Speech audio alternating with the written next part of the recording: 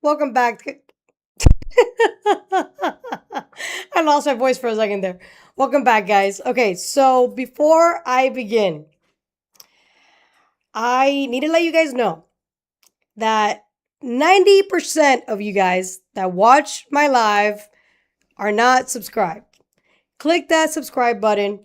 It's really going to help the show grow.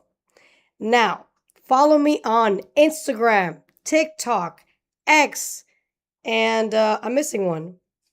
TikTok, Instagram, X, whatever. All the social medias, Mary_Truths. It's MARY_Truths with an S. All right. Announcements, ladies and gentlemen. I am going to drop a store very soon. I'm actually wearing one of these shirts, and the store is called Politically Controversial because I feel like we need to bring that back. We have been politically correct for a very long time, and it's time we stop, all right? Because it's gay. All right. So, I mean, fuck it, why not?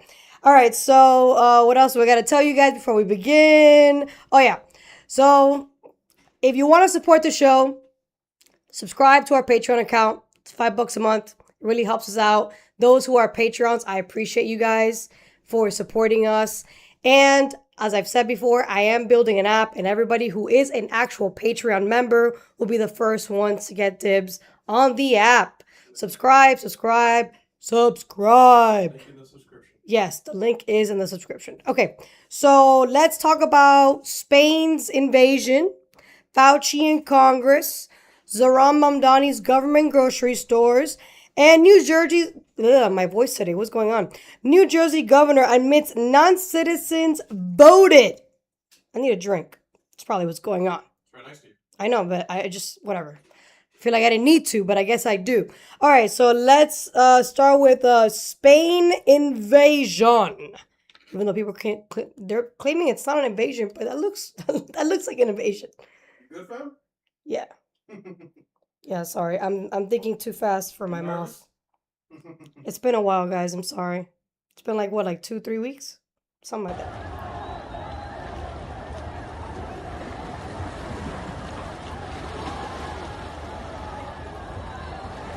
Look at that. How is that not an invasion? Not even when Cubans were coming here, it was like that. Like, that's crazy. Wow. Some people have a phone in their hand? I saw somebody with a phone in their hand. Or it looked like a phone. Look at that, dude. Notice it's mainly dudes coming. It's not, you don't see that many women in here. You see a couple girls there, you know. But the majority are dudes. Military-aged dudes. All right. So, I saw that right. Obviously, those videos are going viral right now. And then that gave me like PTSD to what we dealt with under Biden. And because I know a lot of us have amnesia and we tend to forget like what happened just a couple years ago. Let me remind you. Can you go to the next video, please? It's two of those, just to really, paint the picture here that we went through this, by the way. And we're still going through it as well, Let's take a look at that. Thousands of migrants were seen leaving Mexico's southern border and heading north to the U.S., obviously. Look at that. So, and that's what was captured, that's what the media allowed us to see. Look at that. Yeah.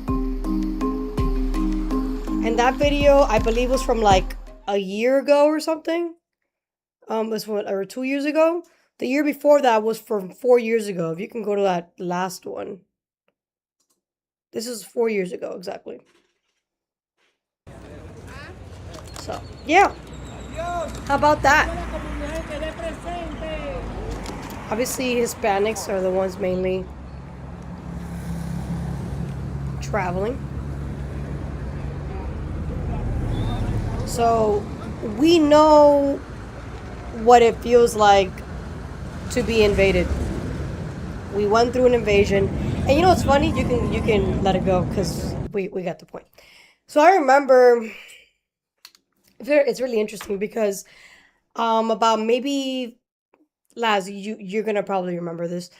About 3 or 4 years ago, we're at a friend's house, and I bring up the invasion that was happening in real time. And my friends were like, "What are you talking about? We're not being invaded." And I was like, "Okay, what do you consider an invasion?" And to them, an invasion is armed men going into sovereign territory. But when you look at what an invasion actually is, there's two definitions. And another definition is mass amounts of people going into a country unannounced, uninvited. That's also considered an invasion. And the issue that I have is that many people, like friends of ours, who we love very much, did not want to acknowledge reality. We were invaded. We have been invaded because all those people that came to this country have not been deported out of the country. So when people like to say, well, like I just had a friend of mine send me a message like earlier this today, like when this video went viral, the Spanish video. And he was like, I mean, everybody's claiming that Spain has fallen, but like it really hasn't fallen. And I'm like, dude, do you understand? Like people don't really comprehend that a country has resources for a certain amount of citizens, right? Or just people in general, because you can be a green card holder. It does not mean the amount of resources they have can handle millions of people going into the country.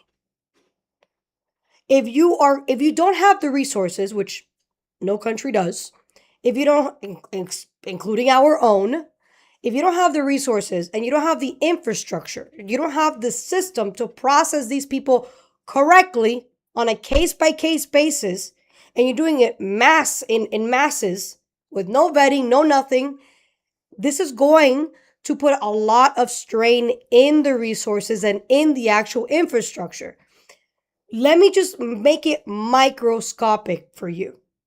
Okay? During Obama's administration, I'm always going to go back to this guy because this guy was a piece of shit. And I will say it over and over again. He allowed DACA, right? So a lot of kids that crossed the border with their parents, they were protected. So by default, their parents are protected. All right, cool. What happens? Because a lot of children that cross the border with their parents have now some type of protected status, that puts strain on the school system. So we come from Miami-Dade County. It's a predominantly Hispanic county.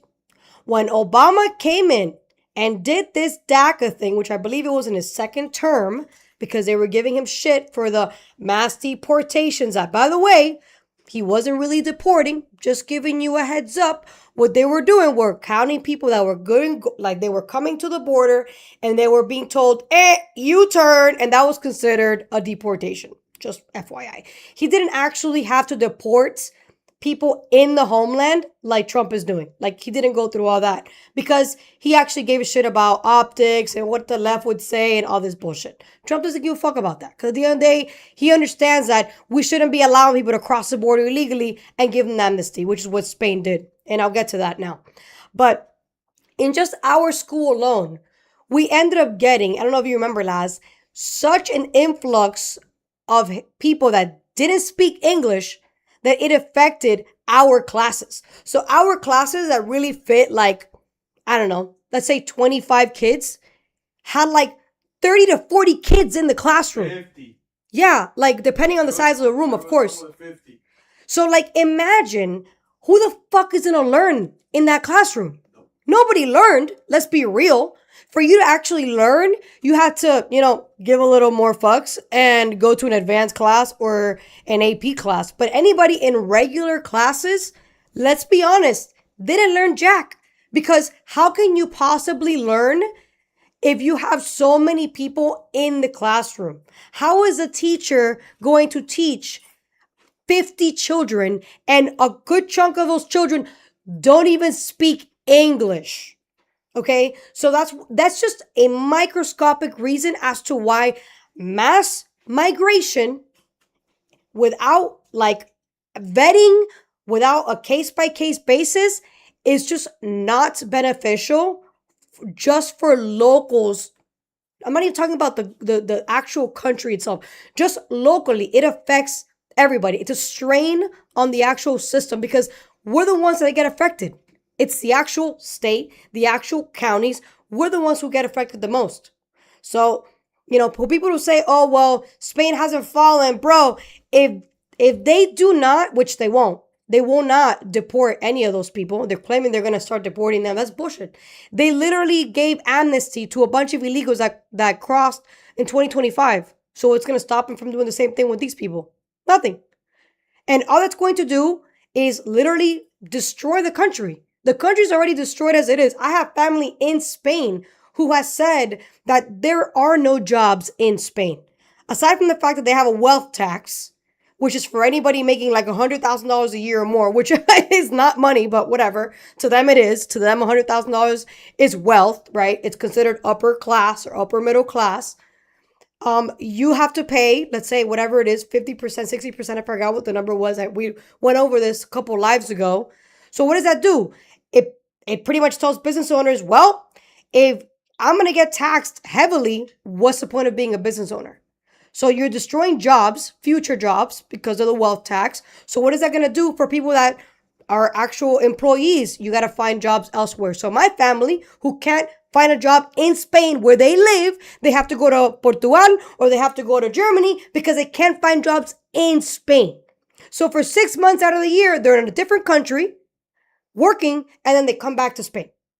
So, I'm sorry, but this is the fall of Spain if they don't actually deport every single person that came here and reverse the amnesty, which, again, not gonna happen. So yes, this is the fall of Spain. To my friend out there who said this is not, yes, it is. Because a country who doesn't believe in borders is not a country.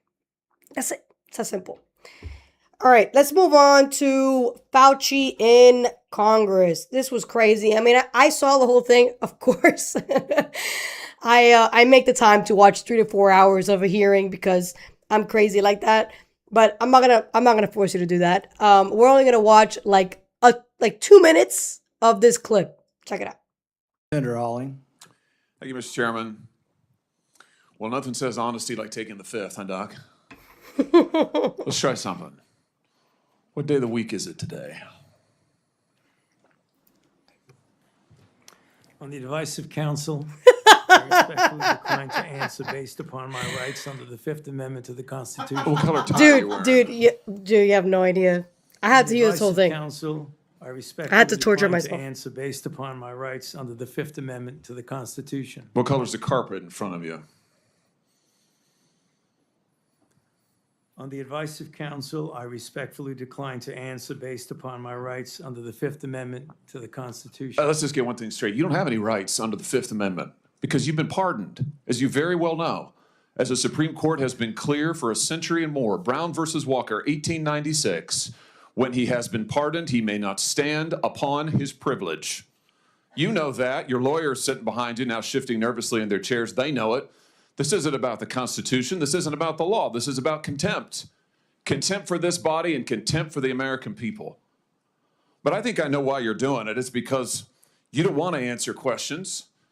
It's because you did all kinds of terrible things. It's because during the pandemic you got rich, didn't you?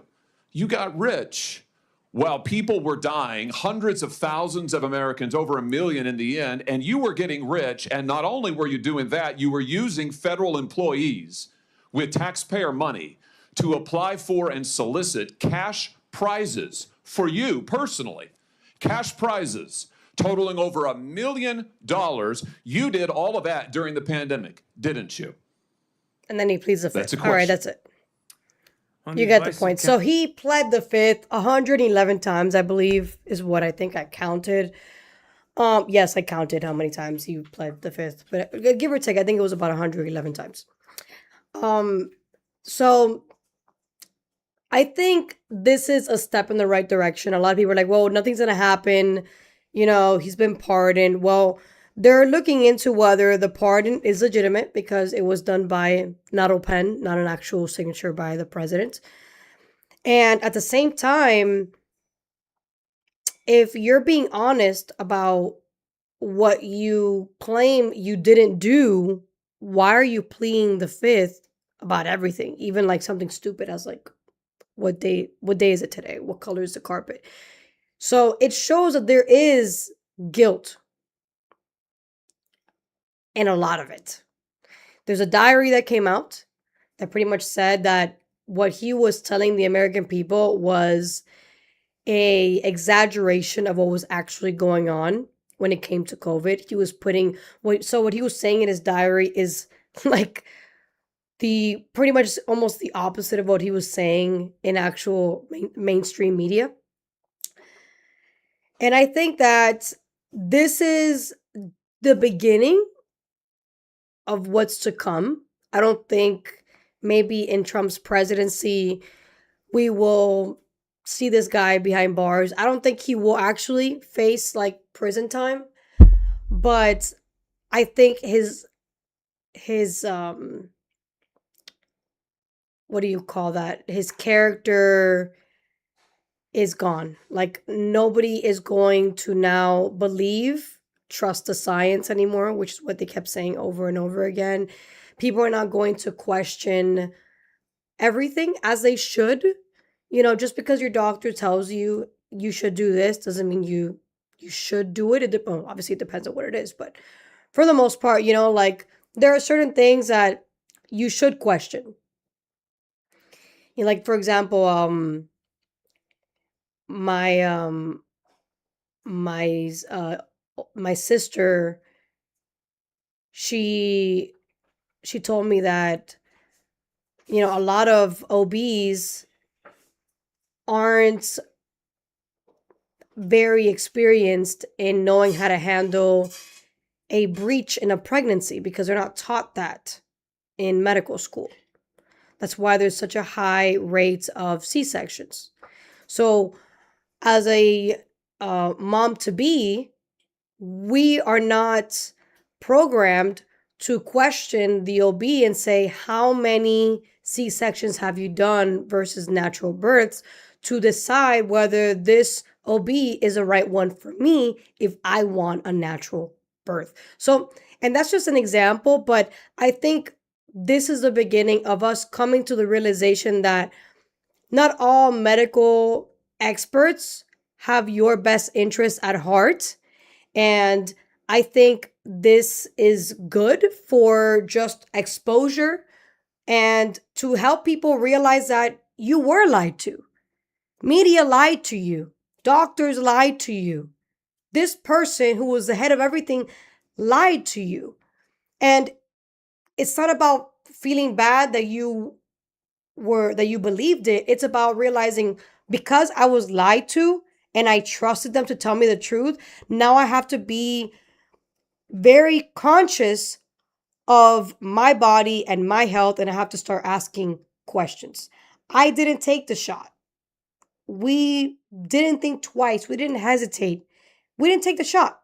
We didn't think it was necessary. We're young, we're healthy, we don't ever get sick.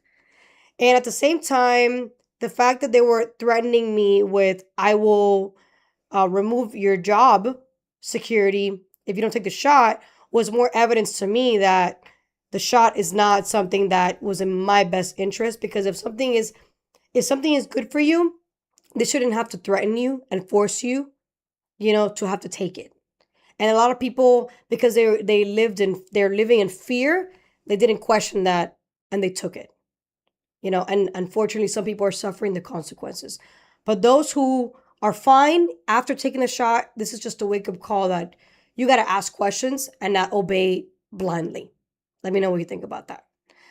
All right, so let's go to the next one here. Zoran Mamdani, Commie NYC mayor. Kami Mandani. Yeah, man, Commie Mamdani. Well, he's technically a Marxist. There's no such thing as a communist because I never really have him, but whatever. Let's not get technical. It doesn't sound as good. It doesn't. I know. It doesn't. Can we all see this incredible example of produce in my hand? Mayor Mamdani visited a food distribution site in East New York and rolled out a plan for 30% discounts at his proposed city supermarkets. This core set of goods will include all fresh produce, meat, and seafood, along with 20 other essential items like cheese, milk, and bread. The prices will be set once a month. No exceptions, no gimmicks. The savings will last for the entire month. That means no weekly fluctuations nor sticker shock at the checkout line. Not for our seniors living on fixed incomes, nor for the parents who rely on a regular supply of apple slices to keep toddler tantrums at bay. These stores will create jobs, will be run privately, tax and rent free. He says the stores will not sell cigarettes, lottery tickets, or hot food so as not to compete with neighborhood bodegas. Juliet Papa, 1010 Wins on 92.3 FM. All right, so let's think about this rationally, right? Okay. How are you going to run a private grocery store when it's government owned?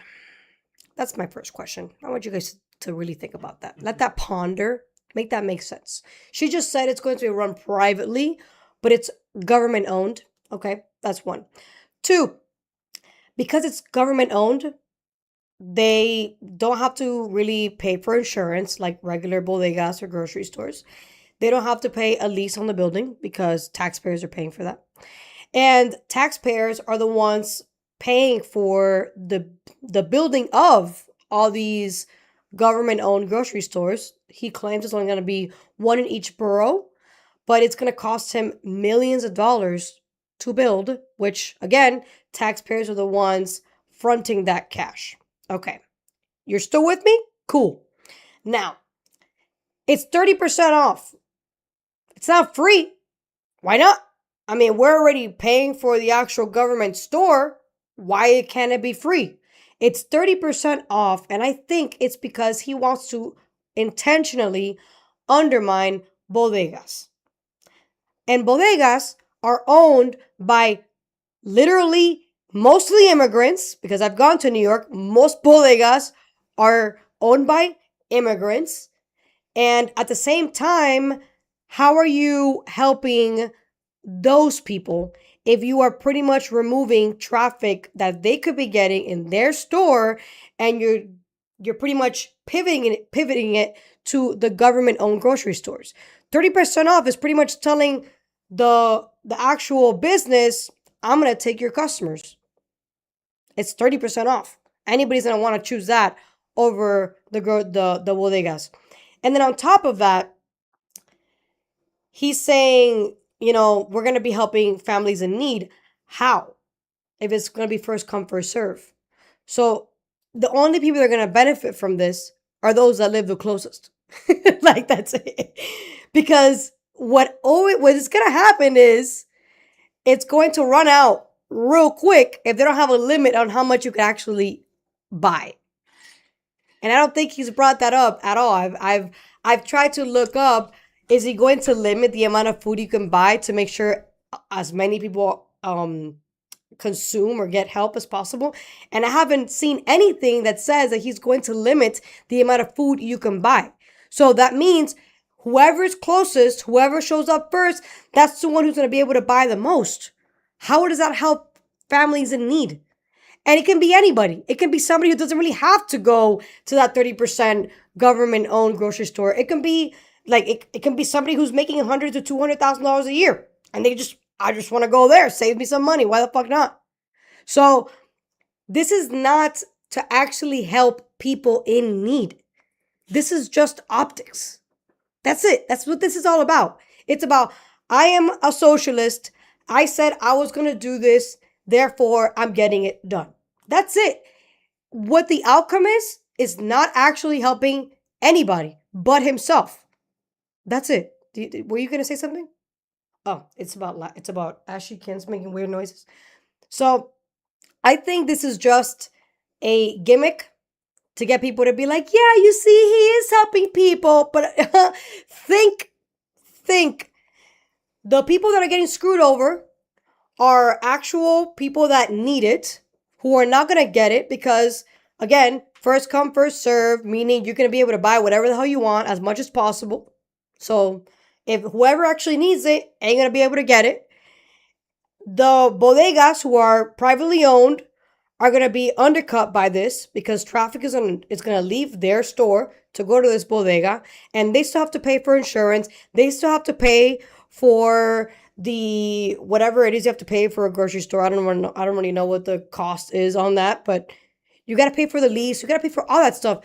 These government-owned grocery stores are literally going to compete against bodegas, and you can't compete. It is impossible to compete against the government. The government's going to win every time because they're paying millions of dollars to create these grocery stores, and they're not even making their money back because they're giving it at 30% off.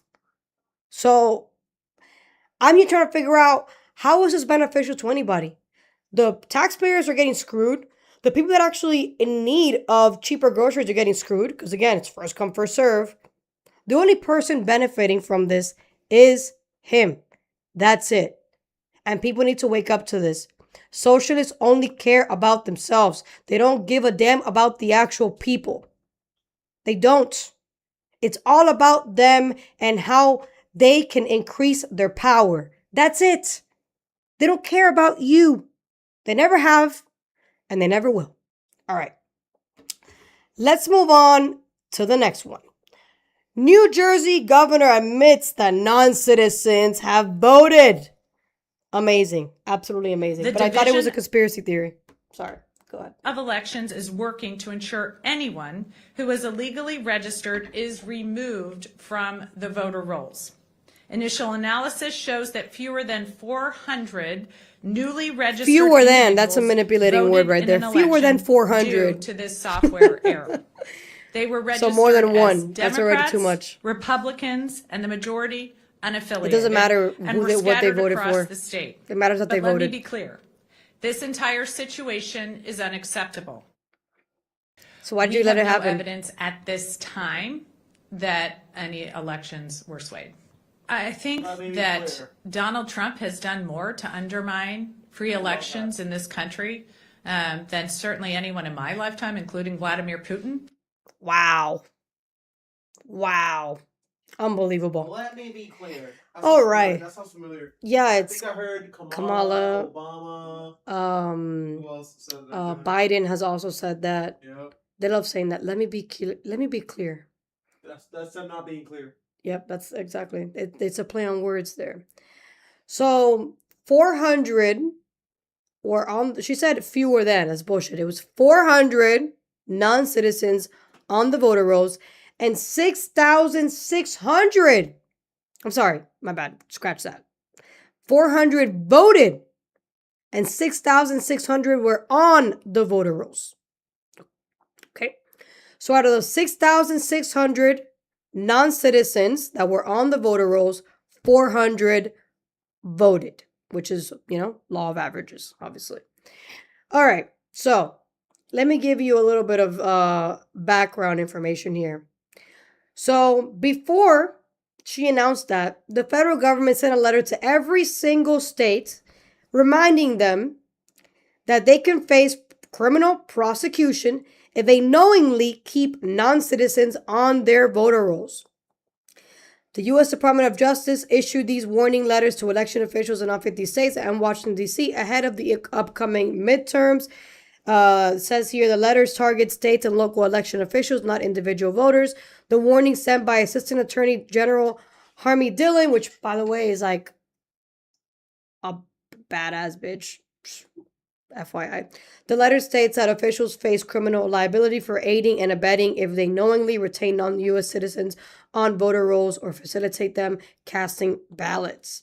The deadline the DOJ gave states a strict 5-day window to respond with detailed plans on how they intend to comply with federal laws. Broader federal action and pushback. This DOJ memo is part of a larger coordinated push by the Trump administration regarding non-citizen voter registration. And then DHS claims Homeland Security Secretary Mark Wayne Mullen issued separate letters to officials in California, Pennsylvania, New Jersey, and Nevada, claiming the agency's data shows over 250,000 non-citizens are registered across those 4 states. Mullen similarly threatened prison time during a press conference. State responses. Numerous state election boards, including Illinois and New Jersey, have strongly pushed back. State officials emphasize that they already have robust legal frameworks to prevent non-citizens from voting, yet 400 voted. So where's the robust legal frameworks if you have allowed 400 people that were not citizens to vote in New Jersey?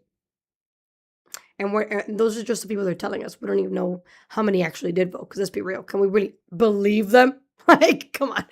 They were saying that it's a conspiracy, that it's so rare that it barely happens. And then now this bitch is coming out with, 400 people voted. Okay. And we're supposed to believe that you have a legal framework to stop this? Okay, sure. They have demanded that federal agencies explain the mathematical formulas used to generate. Okay, cool. Whatever. All right, so this is what I find really cool. So we have a database, apparently, according, like DHS has a database, and they know who's a citizen and who's not a citizen. And they like cross-check with the DMV and whatever. They have like some thing going on there, some coordination with one agency and the other. So they're claiming that these states, specifically California, Pennsylvania, New Jersey, and Nevada, and I believe Illinois is in there, are having people in their voter rolls that are not citizens. And they're saying, well, we don't. And then the federal government is saying, well, prove it, because we're saying you do. And they're like, no, I don't have to prove it. And then the judges are like, no, they don't have to prove it because of voter protection or data privacy protection for voters, something like that.